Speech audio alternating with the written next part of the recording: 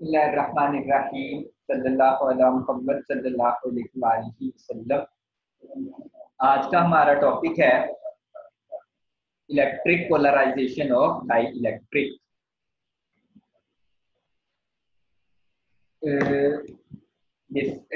पहले तो इसमें ये क्वेश्चन जनरेट होता है, what is dielectric. Dielectric किसको कहते हैं, डाई इलेक्ट्रिक क्या है? तो सिंपल ऐसा इंसुलेटिंग मटेरियल जो चार्ज कैपेसिटर की प्लेट्स के दरमियान में हम यूज करते हैं, that insulating material is called die electric.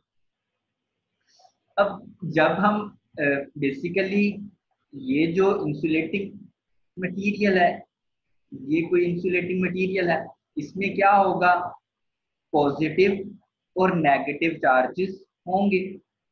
इसके अंदर इलेक्ट्रॉन भी होंगे और न्यूक्लियस जिसके ऊपर पॉजिटिव चार्ज है वो भी इसके अंदर प्रेजेंट है। तो जब हम इस इंसुलेटिंग मटेरियल को कैपेसिटर की प्लेट्स के दरमियान में रखते हैं तो होता क्या है?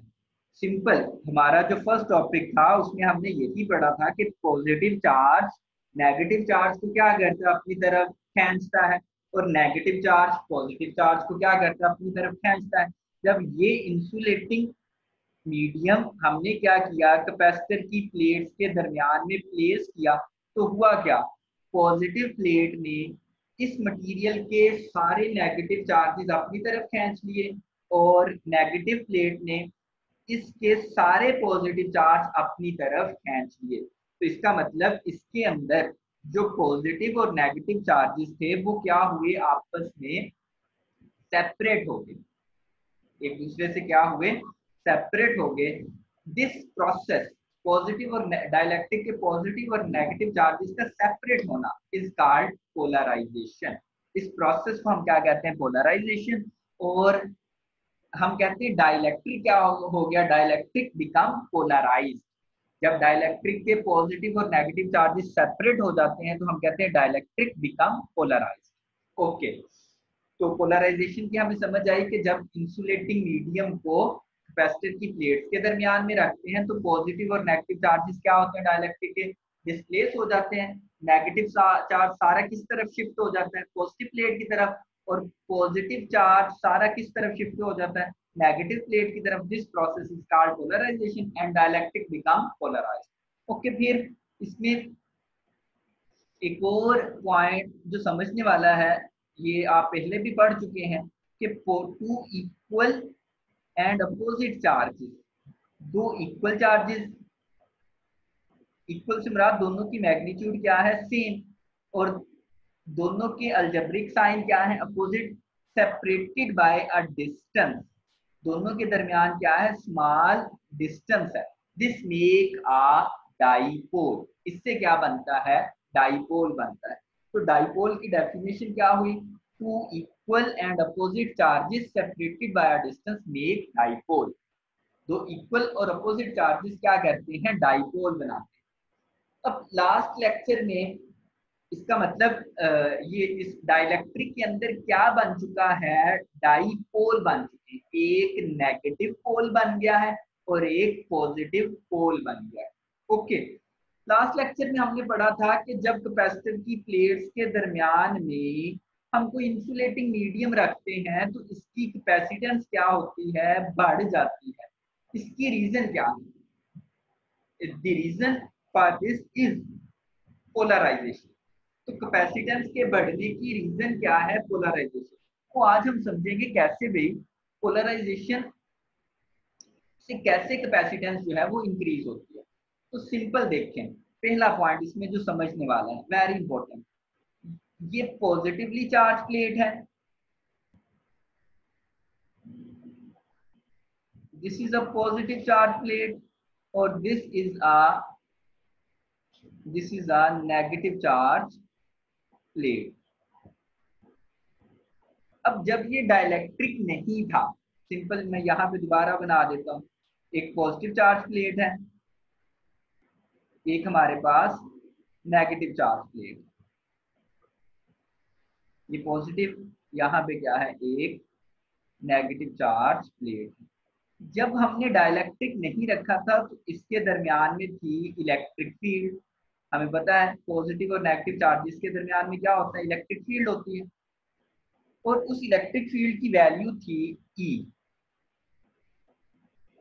इलेक्ट्रिक फील्ड की वैल्यू क्या थी, ई। यानी कि यहाँ पे हम लिख सकते हैं कि जब डाइलेक्ट्रिक नहीं था तो कैपेसिटर की प्लेट्स के दरमियान में फील्ड कितनी थी, ई। जैसे ही मैंने डाइलेक्ट्रिक को इंसर्ट किया, हुआ क्या, डाइलेक्ट्रिक के पॉजिटिव और नेगेटिव चार्जेस आपस में क्या हुए, सेपरेट हो। इसका मतलब है डाइलेक्ट्रिक के अंदर भी क्या हुआ, एक इलेक्ट्रिक फील्ड डिवेल्प हो गया, जिसकी डायरेक्शन एक्सटर्नल जो प्लेट्स के दरमियान इलेक्ट्रिक फील्ड है उसके अपोजिट है। This is internal electric field, this is internal electric field. तो यहां से हमें समझ आई, एक फील्ड इस तरफ है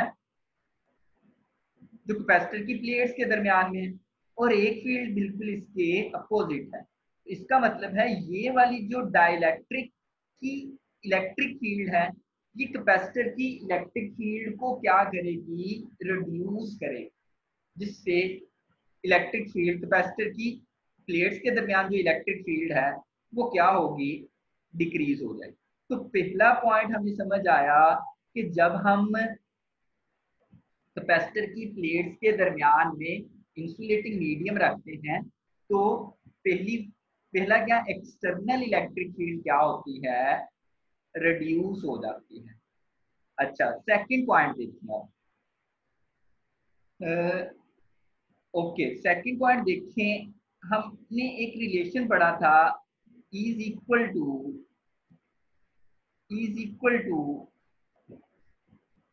वी ओवर डी।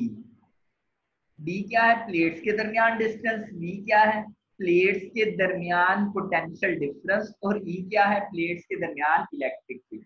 अब सिंपल देखें, अगर ई प्लेट्स के दरमियान डिस्टेंस में तो चेंज नहीं होना, प्लेट्स अपनी जगह पे पड़ी हुई है। तो जब डाइलेक्ट्रिक रखा क्या कम हुआ, इलेक्ट्रिक फील्ड कम हुई। जब इलेक्ट्रिक फील्ड कम हुई तो according to this relation potential difference भी क्या होगा, कम हो जाएगा। अच्छा, एक्सटर्नल इलेक्ट्रिक फील्ड क्या हुई, कम। इसने क्या किया, पोटेंशियल डिफरेंस को कम किया। सेकंड पॉइंट जो हमें समझ आया, पोलराइजेशन से पोटेंशियल डिफरेंस भी क्या होता है, कम होता है।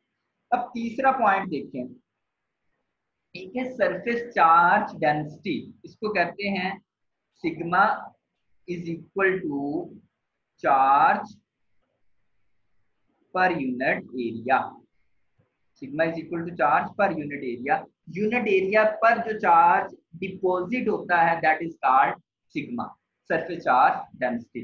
अब देखिए सिग्मा का क्या होता है, तो सिग्मा का रिलेशन है प्लेट्स के दरमियान जो इलेक्ट्रिक फील्ड है, इसका रिलेशन है is equal to sigma over epsilon naught. इसका मतलब है यहाँ पे epsilon naught permittivity of free space. तो यहां से देखें, this is a constant, electric field polarization की वजह से क्या हुई, कम हुई। जब इलेक्ट्रिक फील्ड कम हुई तो surface charge density, charge per unit area, ये भी क्या होगा, कम हो जाएगा। तो इसका मतलब तीसरा पॉइंट जो हमें समझ आया, पोलराइजेशन से सरफेस चार्ज डेंसिटी भी क्या होती है, कम होती है। फोर्थ पॉइंट, अब देखिए ये जो कैपेसिटर के ऊपर चार्ज डिपॉजिट हुआ है, कैपेसिटर ये क्या करेगा, जितना इसको हमने चार्ज प्रोवाइड कर दी, सारे चार्ज को क्या करेगा, स्टोर करके रखेगा। तो कैपेसिटर की प्लेट्स के ऊपर जो चार्ज डिपॉजिट है इसकी वैल्यू पे कोई इफेक्ट नहीं होगा।